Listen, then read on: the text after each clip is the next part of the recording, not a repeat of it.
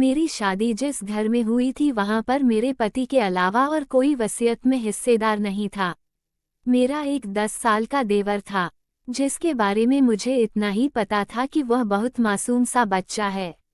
माँ ने भी यही बताया था कि उस मासूम बच्चे से तुम्हें क्या डर, पर मैं क्या जानती थी कि यह मासूम बच्चा एक दिन मेरी जिंदगी को हिस्ट्री से भर देगा, बल्कि हम सबकी जिंदगियों को तहस नहस कर देगा। खैर से मेरी शादी होकर मैं ससुराल में आ गई। शादी की रात एक अजीब बात हुई। मेरा पति मेरे सामने बैठे अपने छोटे भाई के बारे में कुछ ऐसा कहने लगा जिसके बारे में सुनकर मेरी तो आंखें फटी की फटी रह गई। सोच नहीं सकती थी कि कोई बड़ा भाई अपने छोटे भाई के बारे में ऐसा भी कह सकता है। अपनी माँ की बातें करने के बाद मेरे पति ने मुझसे कहा, देखो नेहा, देवर और भाभी का रिश्ता आग और पानी की तरह होता है। मैं इस बात को बिल्कुल मानता हूँ, स्वीकार करता हूँ और इस पर यकीन भी रखता हूँ। यह तो हमारे बड़े बूढ़े भी कहते हैं कि देवर भाभी को एक दूसरे से दूर दूर ही रहना चाहिए, और फिर मेरा भाई तो वैसे भी। यह कहकर मेरा पति खामोश हो गया। मेरे भाई के बारे में तो तुम्हें ज्यादा सोचने की जरूरत नहीं है। तुम उसकी माँ नहीं हो जो उसका ख्याल रखोगी। वैसे तो वो 10 साल का है, लेकिन किसी के बारे में किसी भी तरह की कोई राय खुद से नहीं घनी चाहिए। आजकल के बच्चे बड़े तेज हैं, तुम इससे दूर रहना। और हाँ, उसके कपड़े वगैरह धोने की भी कोई जरूरत नहीं, खाना भी वह खुद ही खाता है। मम्मी उसका ख्याल रखती है, वही रखेगी।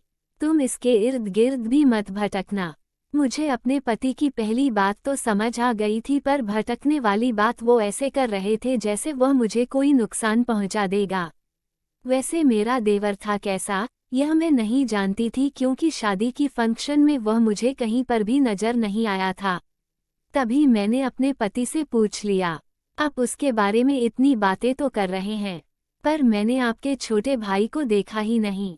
हाँ तो तुम्हें क्या जल्दी है, देख लेना उसे भी। हम यह बातें कर ही रहे थे कि मुझे एहसास हुआ जैसे कमरे की खिड़की में कोई आंख है जो मैं देख रही है। तभी मैं चौंक गई। मेरे पति को भी यह एहसास हो चुका था। वह गुस्से से उठे और दरवाजे से बाहर चले गए। मेरा दिल जोर जोर से धड़क रहा था। भगवान जाने पहले ही दिन इस घर में कौन मेरा दुश्मन जाग गया है, जो हमारी खबर रखना चाहता है। पति पत्नी के कमरे में झांकना बहुत ही संस्कारों से गिरी हुई हरकत है, तो फिर वैसे भी गर्मियों के दिन थे, खिड़कियों पर भारी पर्दे नहीं थे। मुझे वह आंख नजर आई तो मैं अंदर तक कांप कर रह गई थी। सोच नहीं सकती थी कि इस घर में इतनी गिरी हुई बातें भी होती है। मेरे पति के बाहर जाने के बाद मैं उनकी बातों पर सोचने लगी। हालांकि वो अपने भाई से नफरत करते थे, पर मैंने सोच लिया था कि मैं उनकी इस आजमाइश पर पूरा उतरूंगी। मैं जानती थी कि यकीनन वह मेरा चरित्र आजमा रहे हैं, क्योंकि कोई भी पति यह नहीं चाहेगा कि उसकी पत्नी उसके घरवालों के साथ बुरा सलूक करें। हो सकता है मुझे खुली आज़ादी देकर वह मेरी नीयत देखना चाहते हो। मैंने दिल में ठान लिया कि अपने देवर के साथ मैं माँ की तरह रहूंगी। वैसे भी वह मुझसे उम्र में इतना छोटा था, मेरे लिए इतना तो फर्ज बनता था कि मैं उसका ख्याल रखती। मेरा पति वापस आया तो उसके चेहरे का रंग उड़ा हुआ था। कहने लगा, नेहा तुम सो जाओ, मुझे बहुत ज्यादा नींद आ रही है, थका हुआ हूँ, लगता है कि मैं अब और ज्यादा जाग नहीं पाऊंगा। अपने पति की परेशानी देखकर मेरा दिल डूब गया था। फिर वह कपड़े बदलने के लिए बाथरूम में चले गए, लेकिन वापस आकर सोने की बजाय कमरे से बाहर निकल गए। मैं अपने कमरे में ही बैठी रह गई। मैंने भी कपड़े चेंज किए और आकर सोने के लिए लेट गई, लेकिन मेरे कानों में किसी के लड़ने झगड़ने की आवाज पड़ने लगी। कोई हमारे ही घर में लड़ रहा था। मैं एक दिन ही की थी इस घर में, उठकर कमरे से बाहर भी नहीं जा सकती थी कि यह सारी वजह मालूम कर सकूं कि घर में लड़ाई क्यों हो रही है। लेकिन पक्की बात है कि लड़ाई इसी बात पर हो रही थी, वह जो हमारे कमरे के पीछे छुपा हमें देखने की कोशिश कर रहा था। मैं दिन भर की थकी हुई थी। जब मेरी आंख खुली तो सुबह के तकरीबन 6 बज रहे थे। मेरा पति पहले से ही जाग रहा था। बोला कि चलो नाश्ते पर सब हमारा इंतजार कर रहे होंगे। वह गर्मियों के दिन थे। 9 बजे नाश्ता मेज पर लग जाना था।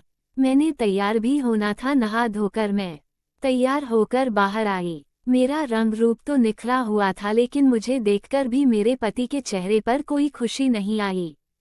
क्या हुआ आपको, मैं अच्छी नहीं लगी? मैंने उदासी भरी मुस्कुराहट के साथ कहा तो खिलकर मुझे देखने लगे। अरे ऐसी कोई बात नहीं है, तुमसे अच्छा मुझे कौन लगता है, लेकिन बस वो रात वाले किस्से की वजह से मेरा मूड खराब है। तुम फिक्र नहीं करो, तुमसे तो मैं बहुत खुश हूँ। मेरे पति ने भी तैयारी की, हम दोनों बाहर आए। नाश्ते की मेज पर मेरी सास के अलावा एक छोटा सा लड़का भी बैठा हुआ था। मेरे दिमाग में पहला ख्याल यही आया कि यह मेरा देवर है। मैंने अपनी सास को प्रणाम किया, लेकिन मेरी सास कहने लगी कि अपने देवर को भी प्रणाम कर लो, छोटा बच्चा है, बेचारा मासूम है। मेरी सास ने इतना कहा तो मेरे पति के चेहरे का रंग बदला। वह मेरी सास को गुस्से से घूरने लगा। मम्मी, आपको अभी भी यह मासूम लग रहा है। मैं अगर आपकी जगह होता तो 1 मिनट भी ना लगाता, इसे घर से बाहर फेंक देता।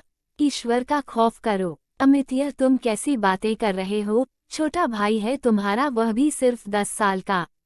मेरी सास की बात सुनकर पति की तो जैसे मुठिया खींच गई थी। वह मेरे साथ बैठे। मैंने देखा मेरा देवर है, जिसका नाम रोहन था। वह नजरें झुकाए बैठा हुआ था। मेरी नज़र उस पर पड़ी तो वो नजरें चुरा रहा था। मैंने उसे प्रणाम करने की कोशिश की, पर उसने प्रणाम का जवाब भी नहीं दिया। मुंह नीचे करके अपने कमरे में चला गया। मैं उसे देखती ही रह गई। माँ जी, इसे क्या हुआ? यह क्यों यहाँ से चला गया? क्या इसे मेरी कोई बात बुरी लगी? मेरी बात सुनकर पति ने दांत पीसते हुए कहा कि क्या तुम भी इसका पीछा छोड़ नहीं सकती? एक मम्मी ही बहुत है इसका ख्याल रखने के लिए, अब क्या हर कोई इसी का ख्याल रखेगा? मेरा क्या होगा? मैं अपने पति के रवैये को देखकर अब यकीन करने लगी थी कि उनको अपना छोटा भाई वाकई में पसंद नहीं है, तो फिर मुझे भी उससे दूर ही रहना चाहिए। लेकिन मेरी सास का रवैया अपने बेटे की तरफ बहुत अच्छा था। पति के नाश्ते की टेबल से उठने के बाद मेरी सास मेरी मिन्नत करने लगी। बोली कि बेटा, अपने देवर से कभी नफरत ना करना, वह बहुत अच्छा लड़का है। उसने जिंदगी में कभी कोई जुर्म नहीं किया। बस यह अमित बिना वजह अपने छोटे भाई से नफरत करता है। मुझे तो समझ नहीं आती कि रोहन ने उसका बिगाड़ा क्या है। अभी मेरी सास यह बातें कर ही रही थी कि मेरा पति वहां आ गया। मम्मी जी, आप इसे रोहन के किस्से पढ़ाना छोड़ दें। यह मेरी पत्नी है, मेरी सेवा करेगी। रोहन की माँ आप है। अगर आपको लगता है आप उसकी सेवा पानी नहीं कर सकती तो उसके लिए भी कोई पत्नी ले आए। मेरी सास यह सुनकर खामोश हो गई। अच्छा, मुझे जरा बाहर किसी काम से जाना है। बात सुनो नेहा, अगर मेरे साथ चलना चाहती हो तो चलो, वरना जिस घर में रोहन हो वहां मैं तुम्हें अकेला नहीं छोड़ सकता। मेरे पति की बात सुनकर सास ने मुंह पर हाथ रख लिया। हाय राम, बेटा यह कैसी बातें कर रहे हो तुम? अपनी पत्नी को यह बता रहे हो कि तुम्हारा छोटा भाई चरित्र का अच्छा नहीं है। सास और पति की बातें सुनकर मैं हैरानी में पड़ गई थी। आप फिक्र करें अमित, मैं रोहन के साथ रह लूंगी, अकेली नहीं रहूंगी। मैंने ऐसी बात की कि दोनों को कोई एतराज ना हो। मेरी सास मेरी समझदारी पर खुश हुई, कहने लगी मेरे बेटे से ज्यादा समझदार तो मेरी बहू है। मेरा पति मुझे आंखें दिखाता चला गया। साथ ही मुझे शक्ति से मना भी कर दिया कि मैं अपने देवर के पास बिल्कुल ना बैठूं, ना ही उसके कमरे में जाऊं। हम लोग दोपहर का खाना खा चुके थे। मेरी सास को नींद आ गई तो वह अपने कमरे में चली गई। मैंने देखा मेरे देवर ने खाना भी नहीं खाया था। वह फौरन से अपने कमरे में चला गया। मैंने सोचा कि बेचारा मासूम सा है, उम्र भी कम है, और मैंने तो अभी तक सही से उसका चेहरा भी नहीं देखा था। सब लोग न जाने क्यों उसके पीछे पड़े थे। कोई भी उसे मोहब्बत की नज़र से नहीं देखता था। तभी मैंने ठान ली कि मैं अपने देवर के साथ हमेशा अच्छा रवैया अपनाऊंगा। मैं उसके कमरे में गई तो देखा कमरे का दरवाजा बंद था। मैं अभी रोहन के कमरे के बाहर ही खड़ी थी कि मेरी सास वहां आ गई। वह मुझे अजीब सी नज़रों से देख रही थी। क्या हुआ बहू, लगता है तुम्हें अपने देवर की फिक्र हो रही है? जी माँ जी, ऐसा ही है, आपने ही तो कहा था कि इसका ख्याल रखना है। फिर अमित जी भी तो इस बेचारे को अच्छी नज़र से नहीं देखते। अगर हम सब इससे नफरत करेंगे तो यह दिल से उब जाएगा। मेरी सास का रवैया अचानक बदल गया। बोली कि वह तो ठीक है, लेकिन अगर रोहन की वजह से तुम्हें अमित ने डांट दिया तो मैं मुसीबत में पड़ जाऊंगी। तुम लोग यही समझोगे कि मैं तुम दोनों के बीच झगड़ा करवा रही हूँ। हालांकि ऐसा कुछ नहीं है, और बेटा वह तो अभी कार्टून देख रहा होगा। बच्चा है ना, अभी तक उसके बचपन के शौक पूरे नहीं हुए। मैं हैरान थी कि अगर रोहन 10 साल का है तो फिर वह अपने स्कूल क्यों नहीं जाता। सास ससुर ने इतनी आज़ादी क्यों दे रखी है कि वह अपने कमरे में अलग बैठा अकेला तन्हाई में कार्टून देखता है। यहाँ रहते हुए मुझे यह मालूम हो चुका था कि अमित और रोहन अब सगे भाई नहीं है, बल्कि रोहन अमित का सौतेला भाई है और मेरी सास के पहले पति की औलाद है। शायद इसी वजह से भी मेरा पति अपने सौतेले भाई से नफरत करता था, क्योंकि वह उसकी मां के पहले पति की औलाद था। मर्द चाहे पति के रूप में हो या बेटे के रूप में, उसे दूसरा मर्द हमेशा खटकता है। यही वजह थी कि मेरे पति को अपना छोटे भाई से सख्त नफरत थी। मैं उनकी नफरत की वजह समझ गई थी। इसका मतलब यह कि इस सब में रोहन का कोई कसूर नहीं, मेरा दिल गवाही दे रहा था। लेकिन उसी वक्त घर के दरवाजे पर आवाज सी सुनाई दी। मैं समझ गई कि अमित जी घर आ गए हैं। ऐसे में मेरा उनके छोटे भाई के कमरे के बाहर खड़ा होना ठीक नहीं था। मैं फौरन ही दरवाजे पर चली गई। मैं हमेशा घर में तैयार ही रहती थी। शादी से पहले मायके में भी मैं बनाव सिंगार करके रखती थी। मेरे पति ने जब मुझे इस तरह बना संवरा देखा तो शक की नज़र से देखने लगे। बोले कि क्या बात है, मेरे जाने के बाद तुम तैयार क्यों हुई थी। मैं अपने पति के इस रवैया पर हैरान हो गई। क्यों, आपको मेरा तैयार होना अच्छा नहीं लगा?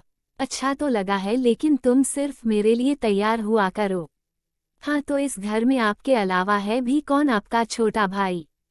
वह तो बहुत ही मासूम है, और आपकी मम्मी वह तो अपनी बहू सजा संवरा देखकर खुश होगी। यह सुनकर मेरे पति का मुंह बन गया। मेरा छोटा भाई भी मेरे लिए खतरा है। मर्द चाहे छोटी सी उम्र में हो, लेकिन वह होता तो मर्द ही है। इसलिए तुम मेरे भाई से बच कर रहा करो। आइंदा उसके सामने यूं लटे निकालकर मत फिरना, वरना मुझसे बुरा कोई नहीं होगा। मेरा पति यह कहकर कमरे में चला गया। सोच नहीं सकती थी कि वह इतने शक्की होंगे। मैंने भी दिल में सोच लिया था कि आइंदा अपनी सास और देवर से कोई बात नहीं करूंगी। अगर उन्हें इतना ही बुरा लगता था तो मुझे क्या जरूरत पड़ी थी कि मैं उन दोनों के पीछे पीछे फिरती, लेकिन सास के साथ भी तो बनाए रखनी थी। पतिदेव ने बताया कि वह अगले 2 दिन अपने किसी काम से शहर से बाहर जा रहा है। ऐसे में और बाकी आगे आने वाले वक्तों में भी अपनी सास के सहारे की जरूरत थी, तो मैंने अपनी सास से बात की कि आइंदा मैं आपके कमरे में आकर सो जाया करूंगी। जब तक अमित जी यहाँ पर नहीं होते तब तक मैं आपके कमरे में ही रहूंगी।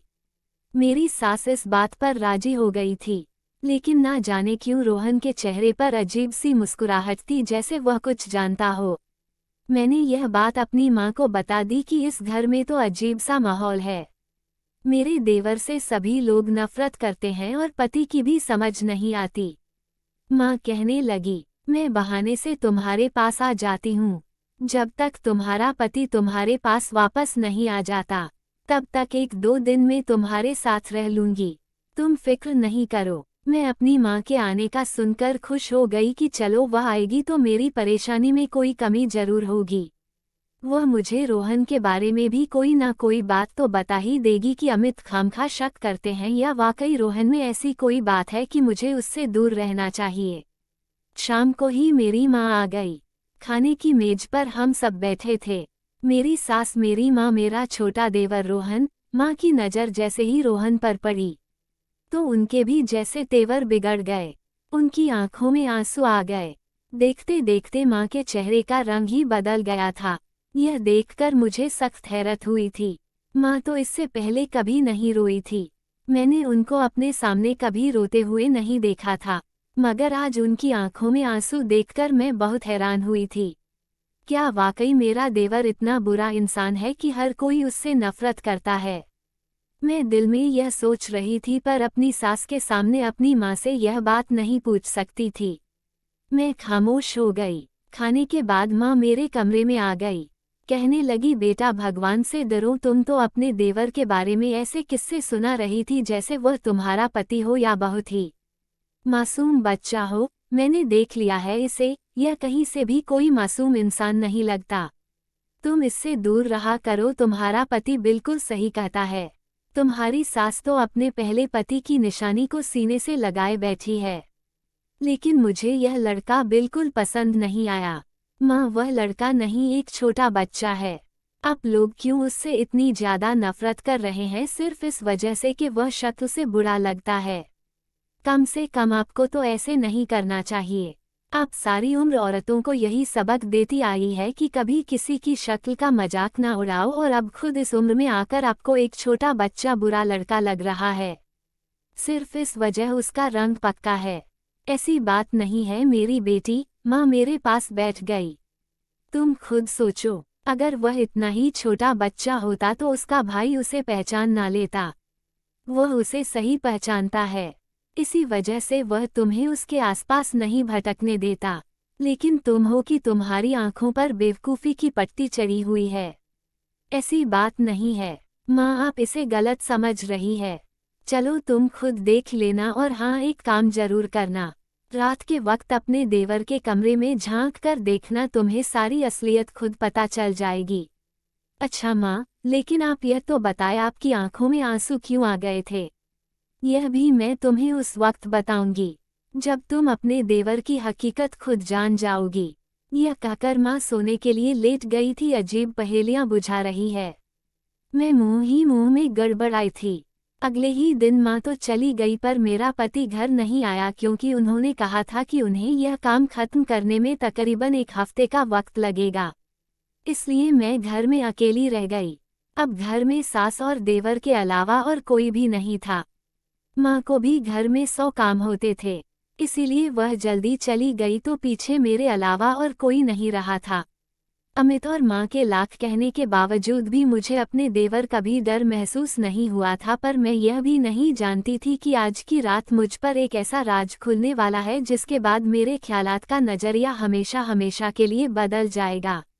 तकरीबन 12 का वक्त था जब मुझे अपने कमरे में नींद नहीं आ रही थी। मैंने सोचा बाहर जाकर ताज़ी ताज़ी हवा ही खा लेती हूँ। मैं जैसे ही अपने कमरे से बाहर निकली तो मुझे रास्ते में ऊंचा ऊंचा शोर सुनाई दिया। गौर करने पर पता चला तो यह शोर मेरे देवर के कमरे से आ रहा था। मैं हैरान थी कि इतनी रात को ऊंची आवाज में टीवी कौन देखता है। फिर मैं उसके कमरे के पास चली गई। देखा तो अंदर से काफी ज्यादा ऊंची आवाज आ रही थी, बच्चों के हंसने खेलने की। मुझे लगा कि शायद वह कोई कार्टून देख रहा है। मेरी सास ने भी यही कहा था कि मेरा बच्चा पूरा दिन कमरे में बंद होकर कार्टून देखता रहता है। अगर किसी को यकीन नहीं आता तो डीवीडी देख ले। मेरा बच्चा डीवीडी में कार्टून भरवा कर लाता है और पूरी रात देखता रहता है। कोई उसके कमरे में ना जाए, वह कमरे में सिर्फ और सिर्फ कार्टून ही देखता है। अब इतनी सी आज़ादी है मेरे बच्चे के पास, मैं क्या तुम लोगों के कहने पर वह भी उससे छीन लूं? माएँ तो हमेशा अपने बच्चों के ऐब छुपाती है, उसमें कोई नई बात नहीं है। इसलिए मैंने अपनी सास की बात को इस कदर गंभीरता से नहीं लिया था। मगर अभी मुझे दिल कर रहा था कि मैं भी अपने देवर के साथ बैठकर कार्टून देखूं। मैंने भी बहुत ही बचपने में यह सारी चीजें छोड़कर बच्चों को ट्यूशन पढ़ाने में अपनी जवानी गुजार दी थी। यही सब करके तो मैंने अपना दहेज जोड़ा था। अब मैं इन सब चीजों को भूल तो गई थी, पर अपने देवर को कार्टून देखता देखकर मेरे दिल में फिर से अपने बचपन की यादें ताज़ा करने का ख्याल आया। मैंने अपने देवर के कमरे की कुंडी बजाना सही नहीं समझा क्योंकि वह इस वक्त कार्टून देखने में मग्न था। तभी मैं दरवाजा को हल्का सा धकेलकर अंदर दाखिल हो गई। पता चला कि दरवाजे की तो कुंडी ही नहीं थी, मगर देवर ने दरवाजे के पीछे भारी कुर्सियां सोफा लगा रखा था। क्योंकि कार्टून की आवाज बहुत ऊंची थी तो उसे कुर्सी घसीटने पर पता नहीं चला। मैं दुबली पतली थी, वैसे ही अंदर दाखिल हो गई। दरवाजा खुलते ही आगे का मंजर देखकर मेरी आंखों तले अंधेरा छा गया था। मैंने जो कुछ देखा था वह मंजर मेरे लिए नाकाबिले बर्दाश्त और नाकाबिले यकीन था। मैं उस वक्त अपने होशो हवास में न रही और गश खाकर गिर पड़ी थी। मेरे देवर ने जब देखा कि मैं बेहोश हो गई हूँ तो भागकर अपनी माँ को बुला लाया। उसके बाद मैं नहीं जानती कि क्या हुआ। थोड़ी देर बाद जब मेरी आंख खुली तो मेरा पति भी मेरे सामने खड़ा था। मेरी सांस ली थी। मुझे पता चला कि मुझे बेहोश हुए 4 घंटे गुजर चुके थे। इतने में मेरा पति भी आ गया था, जबकि मेरी सास भी अस्पताल में मेरे पास ही खड़ी थी। मुझे होश में आता देखकर वह ईश्वर को धन्यवाद कहने लगी। शुक्र है बेटी, तुम होश में आ गई। मैं तुम्हारे लिए बहुत परेशान थी, लेकिन अच्छी बात तो यह है कि तुम उम्मीद से हो। मेरे चेहरे पर खुशी थी। पति को तो यह खबर पहले ही पता चल चुकी थी। उन्होंने कोई खास भाव नहीं दिए। कहने लगे, मुझे यह बात बताओ कि तुम बेहोश क्यों हुई थी और रोहन के कमरे में करने क्या गई थी। यह सुनकर मैं फूट फूट कर रोने लगी। मैंने कहा, अमित मुझे माफ कर दें। आप बिल्कुल सही कहते थे और आपकी माँ अपने बेटे की मोहब्बत में मुझे सच बता नहीं पाई। रोहन की उम्र वाकई में 10 साल नहीं थी। आप ठीक कहते थे। यह कहकर मैं और ज्यादा रोने लगी। जब मैं उसके कमरे में दाखिल हुई थी तो उसका हुलिया बहुत अजीब सा था। आंखों में लाली थी और यह बैठा नशे के इंजेक्शन लगाने की तैयारी कर रहा था। यह देखते ही मुझे लगा कि जमीन मेरे कदमों तले से निकल गई है। मेरा देवर कोई तरस वाला बच्चा नहीं था, बल्कि कद छोटा था। छोटा रह जाने की वजह से वह उम्र में कम लगता था। वह 18-19 साल का जवान लड़का था और अपनी गलत हरकतों की वजह से अपनी मां को कई बार बदनाम भी कर चुका था। मेरे देवर का नाम मोहल्ले में बबलू मशहूर था। यह बात मुझे बाद में मां ने बताई कि बबलू ने ही हमारे भाई को भी नशे पर लगाने की कोशिश की थी और इसी तरह एक दिन नशे की लत में मेरा भाई इस दुनिया से चला गया था। यह बात बड़ी पुरानी थी। 15 साल का बेटा खोने के बाद मां को बबलू से सख्त नफरत हो गई थी। मुझे भी अपने भाई की मौत का गम भुला नहीं था। मैं उस दिन समझी थी कि मेरे देवर का असल रूप क्या था और मेरे भाई के साथ रहने वाला बबलू असल में मेरा देवर ही था। यह खबर सुनते ही मेरे तो जैसे हाथ पांव ठंडे पड़ गए थे। एक के बाद एक दुख में अपने देवर को क्या समझ बैठी थी और वह क्या निकला। सच कहते हैं, हम औरतें अपनी अक्ल पर बहुत ज्यादा इतराती है, नाज करती हैं, लेकिन मर्द की अकल मर्द को पहचान सकती है और अगर पति किसी मर्द के बारे में कोई राय दे तो कभी भी औरत को ऐतराज नहीं करना चाहिए। हमेशा उसकी बात मान लेनी चाहिए।